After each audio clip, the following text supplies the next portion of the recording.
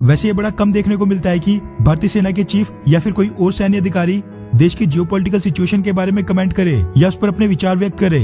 लेकिन इस बार भारतीय आर्मी के चीफ MM नरवणे साहब ने ना ही इस पर बात की, बल्कि सरकार का भी स्टैंड क्लियर किया और कुछ देशों का भ्रम दूर करने की भी कोशिश की।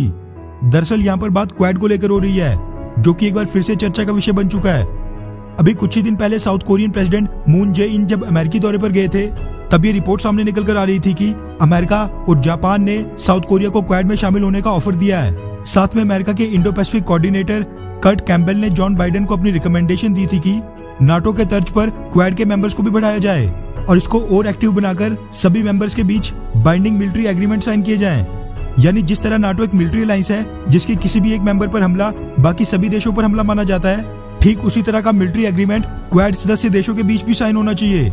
ये रिपोर्ट सामने आते ही चाइना और रशिया एक बार फिर से क्वाड की आलोचना में लग गए थे और ये आरोप लगा रहे थे कि ये कोल्ड वॉर मेंटालिटी से ग्रस्त क्वाड संगठन बस एक ही देश चाइना को घेरने के लिए खड़ा किया गया है। इसी के साथ चाइना ने इस पर भारत से इतनी नाराजगी तो नहीं जताई जितनी रशिया ने जताई थी और भारत को कहा था कि भारत की इंडो पैसिफिक पॉलिसी पर वेस्टर्न देशों का प्रभाव धीरे धीरे बढ़ रहा है, जो कि भारत और रशिया के संबंधों में भी देखने को मिल रहा है। भारत वैसे तो नॉन अलाइनमेंट के सिद्धांत पर चलने वाला देश है, लेकिन गलवान घाटी की घटना के बाद भारतीय सरकार भी चाइना को घेरने के लिए क्वाड में अपनी भागीदारी लगातार बढ़ा रही है।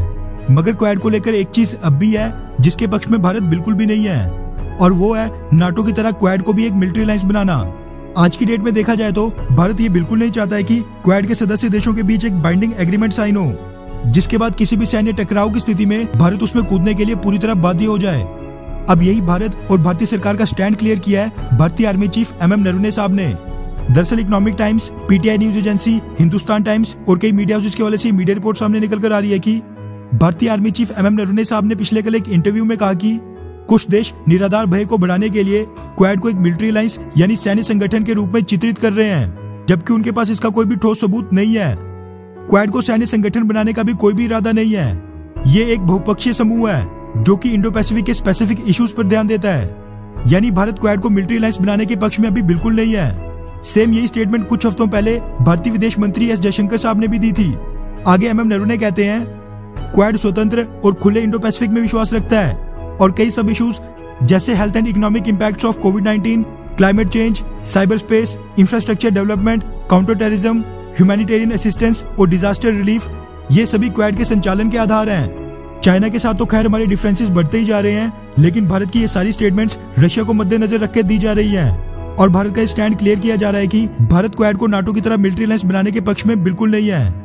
क्योंकि अगर आपको याद होगा, रशियन विदेश मंत्री सर्गेई लावरोव अपनी स्पीच में क्वाड को कई बार एशियन नाटो कहकर संबोधित कर चुके हैं। वैसे ये भी अब लंबी डिबेट का विषय बन गया है कि क्या भारत को क्वाड को नाटो की तरह एक मिलिट्री अलायंस बनाने पर सहमति दे देनी चाहिए, जहां पर एक देश पर हमला बाकी सभी देशों पर माना जाएगा, हाँ या फिर नहीं। नीचे कमेंट करके अपनी राय जरूर बताएं। अच्छा सुनो, चैनल को सब्सक्राइब करो, उसके बाद घंटी बजा देना ताकि अगली वीडियो आपसे मिस ना हो पाए। Thank you.